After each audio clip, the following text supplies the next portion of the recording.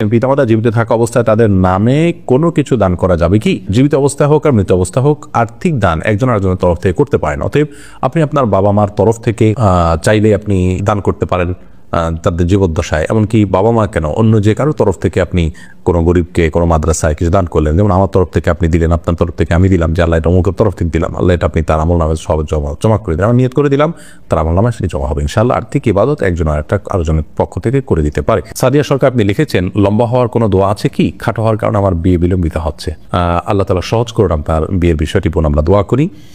আর আপনাকে বলছি যে লম্বা হওয়ার জন্য সুনির্দিষ্ট কোনো দোয়া কোন হাদিসে বর্ণিত হয়েছে বলে আমাদের জানা নেই। তবে আপনি সাধারণভাবে আল্লাহর কাছে দোয়া করতে পারেন যেন আল্লাহ তাআলা আপনার বিয়েকে ত্বরান্বিত করেন এবং সহজ করেন। আর মনে রাখবেন যে লম্বা হওয়ার দোয়া করলেই যে আপনার বিয়ে হয়ে যাবে ব্যাপারটি সেরকম নয়। দোয়ার ক্ষেত্রে আমাদেরকে বিচক্ষণতার পরিচয় দিতে হবে, শরীয়ত আমাদেরকে সে নির্দেশই করেছে। অনেকে আল্লাহর কাছে চান যে আল্লাহ আমার এত টাকা যেন হয়, তো এত টাকা হলেই যে আপনি সুখী হবেন ব্যাপারটি তো সেরকম না। এত টাকা হলো, তার চেয়ে বেশি টাকা খরচের ব্যবস্থা হয়ে গেলো, তাই লাভ কি? একজন আল্লাহর কাছে দোয়া করেছেন, আল্লাহ আমার যেন এমন জীবন আসে যে আমার 2 হাত ভর্তি টাকা থাকে এবং আমার আশেপাশে শুধু মেয়ে আর মেয়ে থাকে। তো সেই ভদ্রলোক দেখা গেল যে কোনো একটা কলেজের আপনার বাসের হেল্পারে চাকরি পেয়েছে, 2 হাত ভর্তি টাকা থাকে, সেটা মানুষের আশেপাশে মেয়েরা আছে, মেয়েরা কলেজের ছাত্রী।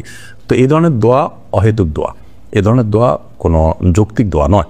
আপনি দোয়া করবেন, আল্লাহ আমাকে সুখ শান্তি দেন, আমাকে ভালো জীবন সঙ্গিনী দেন। আল্লাহ তাআলা তার জন্য যা দরকার সেটি ব্যবস্থা করবেন, আপনার দোয়া যদি শর্ত পূরণ করে করতে পারে।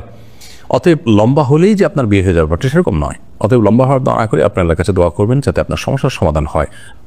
আপনি যে অবস্থা আছেন সে অবস্থা থেকেও তো আল্লাহ তাআলা আপনার বিয়ের ব্যবস্থা করতে পারেন। এছাড়া এমনিতে একজন মানুষের সাধারণ যে আপনার দৈর্ঘ্য থাকে বা লম্বা থাকেন, কিন্তু তার থেকে লম্বা হওয়ার জন্য ব্যায়ামের কথা অনেকে বলা হয়ে থাকে, সেগুলো সংশ্লিষ্টদের সাথে আলাপ আলোচনা করে সেগুলো যৌক্তিক হলে সেগুলোর থেকে আপনি উপকৃত হতে পারেন, সেটা সম্পূর্ণ আরেকটি বিষয়। রাহিমা জাহান রাহি আপনি লিখেছেন, প্রস্রাব করার ক্ষেত্রে অনেক সময় ছিটা ফোটা কাপড়ে বা শরীরে লেগে যায়, অথবা লেগেছে কিনা সেই সন্দেহ থেকে যায়, তখন করণীয় কি? দেখুন, কাপড়ের ছিটা ফোটা যদি আপনার লেগে যায় নিশ্চিত, তাহলে সেক্ষেত্রে খুব ছোট ছিটা লাগলে সেটা আপনার অরিড হওয়ার কোনো কারণে সালাত হয়ে যাবে। ধরুন আপনার শুয়ের আগে যে পরিমাণ লাগলেও কোনো অসুবিধা নেই।